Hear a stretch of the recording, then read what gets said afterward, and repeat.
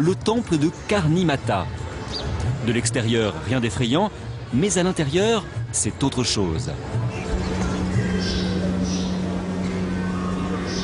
Des rats, encore des rats, toujours des rats. Il y en aurait plus de 20 000, car ce temple est dédié à ces rongeurs.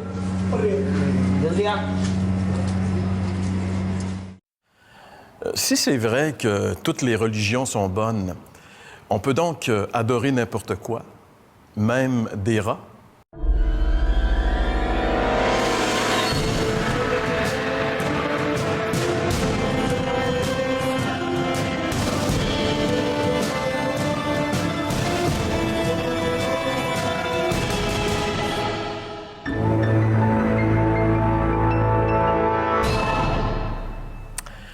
Vous savez, croire n'est jamais sans conséquence. Finalement, on devient ce qu'on adore.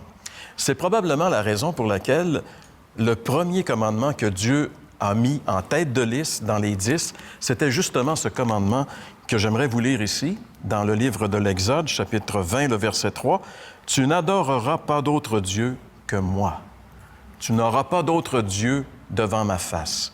Tu n'adoreras pas d'autre Dieu que moi. » Et si Dieu a voulu que l'homme l'adore lui et rien d'autre, c'est probablement pour cette raison qu'on devient finalement, on devient comme le Dieu qu'on adore. C'est un peu de ça qu'on va parler aujourd'hui avec François. Bonjour François. Bonjour Jean-Pierre. Avec Jeff. Bonjour Jeff. Est-ce que c'était la première fois, les gars, que vous voyez quelqu'un qui adorait des rats? Ben, j'ai déjà vu quelque chose de semblable, mais c'est quand même renversant en ce qui me concerne. C'est un peu spécial, n'est-ce pas, Jeff? Oui, moi, c'est assez particulier. J'en ai déjà vu. J'ai vu aussi des temples de serpents. Il y a toutes sortes de temples. Hein? C'est assez intéressant. Ça démontre jusqu'à quel point l'homme est prompt à se faire des idoles. Parce que pour eux, là, les rats, c'était un dieu. Là. Et le serpent, comme tu parles en Afrique, là, c'est un dieu. Donc, c'est spécial, notre affaire. Cette semaine, on n'a pas de Vox Pop, mais on a un sondage. C'est un sondage plus scientifique un peu qu'on a fait sur le web. Quelle est votre croyance concernant l'existence de Dieu? Donc, est-ce que pour vous, Dieu existe? Et puis, il y a 54 de nos répondants qui ont affirmé que oui.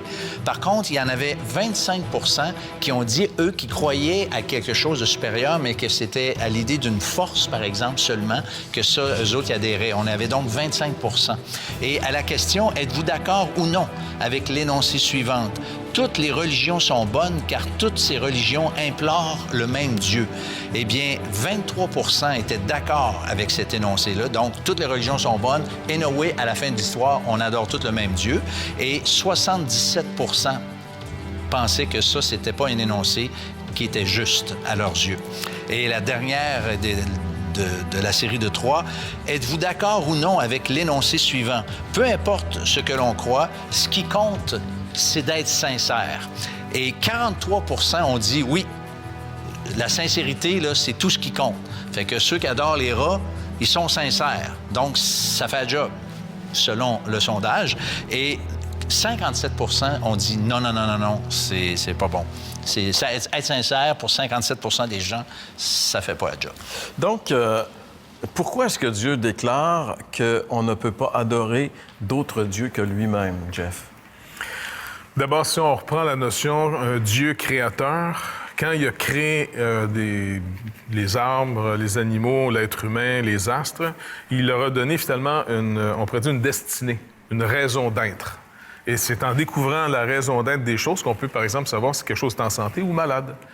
Il y a une loi, encore une fois, qui gouverne, par exemple, mon foie, mon cœur, qui donne finalement à l'air d'être respirable. Donc, le Créateur a, lui, établi des règles, des lois.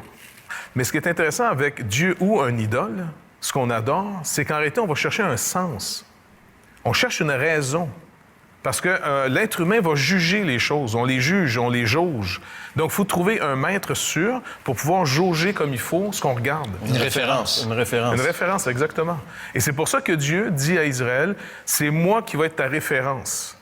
Parce que si tu trouves une autre référence, t'as beau être sincère, t'as beau faire tes calculs sans te tromper, puisque ton point de référence est faux, tout le reste de l'équation va inévitablement t'amener à une fausse réponse. Alors ça, c'est une des bonnes raisons pour lesquelles on doit adorer Dieu, François. Bien, écoute, Dieu nous a créés à son image. Ça, c'est une vérité qu'on retrouve dans la Bible, puis qu'on constate assez facilement. Je prends l'exemple du sentiment de justice que chaque être humain a. Il n'y a personne qui réagit pas en dedans de lui face à une injustice flagrante. Je sais pas, quand quelqu'un, par exemple, a abusé d'un enfant ou, tu sais, n'importe quoi, là, face à l'injustice, ça vient tout le temps nous chercher, ça, parce que, justement, Dieu est un Dieu juste, puis même si on est, nous, des créatures qui ont été massacrées à cause du péché, il y a quand même ce sentiment-là de justice chez nous, puis on veut que la justice, même toutes les lois qu'on fait, c'est toujours basé sur la justice. Mais il y a quelqu'un qui a déjà dit, ça, je trouve ça intéressant, Dieu nous a fait à son image. C'est la Bible qui le dit. Et la personne a dit, l'homme le lui a bien rendu, c'est-à-dire qu'il s'est fait des dieux à son image, à lui. Tu sais, la référence que tu parlais tantôt, Jeff, elle est devenue lui-même. Fait que c'est pour ça qu'on en arrive à, adorer des rats, ou encore aujourd'hui, je dirais, ce qui est peut-être beaucoup plus populaire, il n'y en a pas beaucoup ici au Québec, je pense, qui adorent des rats, mais on décide qui est Dieu. Tu sais, le Dieu, là, que la Bible nous présente, c'est pas ce Dieu-là pour de vrai à qui on croit. Peut-être ça peut être un bon Dieu, mais c'est souvent un Dieu à notre image. On a décidé ce qui était bon, ce qui était mal, et puis on a fait... Tu sais, c'est comme si Dieu, on l'ajustait. Toi, t'aimes à dire le domestiquer. Bien, c'est ça. On fait ça. On domestique Dieu. On le met comme nous, on aimerait qu'il soit, plutôt que de recevoir ce que lui dit qu'il est. Et c'est ça qui est important. Et souvent, comme on a dit tantôt, adorer un Dieu, quel qu'il soit, ça nous amène à être comme lui. Si on veut savoir qui est Dieu dans notre vie, on a juste à regarder où est-ce qu'on met notre argent, où est-ce qu'on met notre temps. Qu'est-ce qui... Tu sais, je veux dire, on a hâte à la fin de semaine pour faire quoi? C'est quoi qui va t'occuper? Qu'est-ce qui te préoccupe continuellement?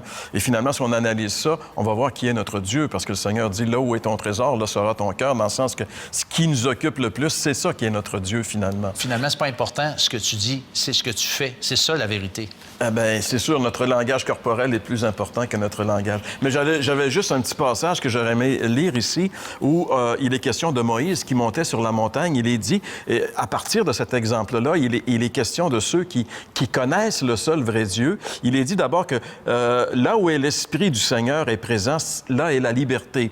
Notre thème de l'émission aujourd'hui, c'est « Libérer pour vivre libre ». Eh bien, on ne peut pas être libre sans être là où est l'Esprit de Dieu. Et il continue en disant « Nous tous, le visage découvert, nous reflétons la gloire du Seigneur. Ainsi, nous sommes transformés pour être semblables au Seigneur et nous passons d'une gloire à une gloire plus grande encore. » Et ça, c'est vraiment le christianisme. Ça, c'est vraiment ce que produit le vrai Dieu. Les rats ne peuvent pas produire de gloire sur une personne. Mais adorer le véritable Dieu fait en sorte que l'adorateur va être transformé de plus en plus à l'image de son Dieu, celui qui l'a créé à son image. Mais on a été un peu déformé par le péché et on doit être reformé. Et c'est un peu dans ce sens-là que nous allons poursuivre notre émission dans un instant.